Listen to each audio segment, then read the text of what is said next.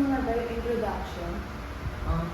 Hindi pa yung mamaya na lang siguro. Dami ko pang ginagawa eh. Ibigay mo na lang yung sa kagrupo natin umuwi. Sige. Chat ko na lang siya.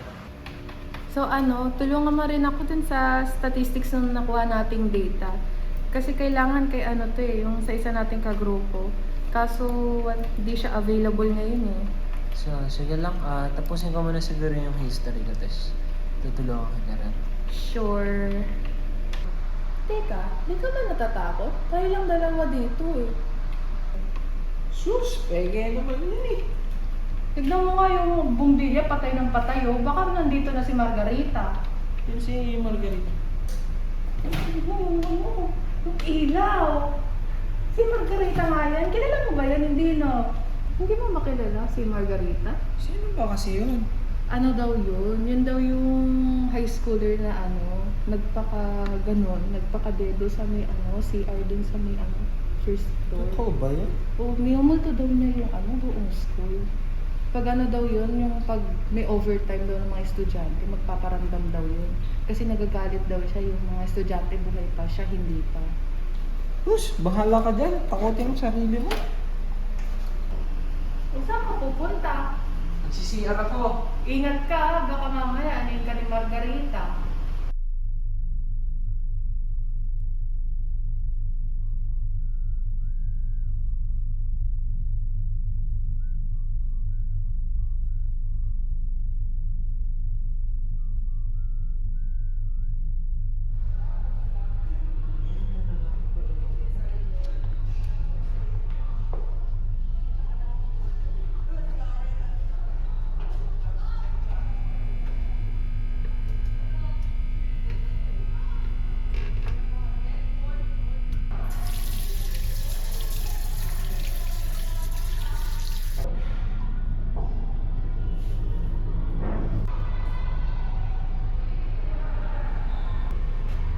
Hello?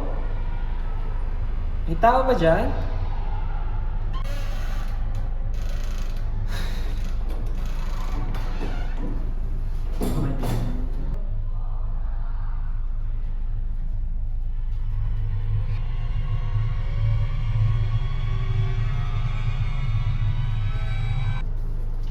Oh, ano nangyari sa'yo? Parang nakita ng multo ah. Multo? Walang multo. Ganun ba? Siya sige, huwag yung magpapagabi dito ah. Ano na ako? Sige po.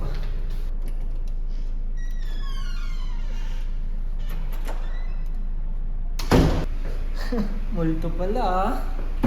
Saan ka galing? Ba't ang tagal mo? Kala ko nag-CR ka. Kinuusap ko si Kuya Janitor dyan. Kaya natagalan ako. Kala ko may multo. Multo-multo ano sinasabi. Ha? Janitor? Kanina pa umuwi si Kuya. At saka, wala ka kayang kausap kanina. Nagtataka nga ako bakit mag-isa ka nagsasalita dun sa labas eh.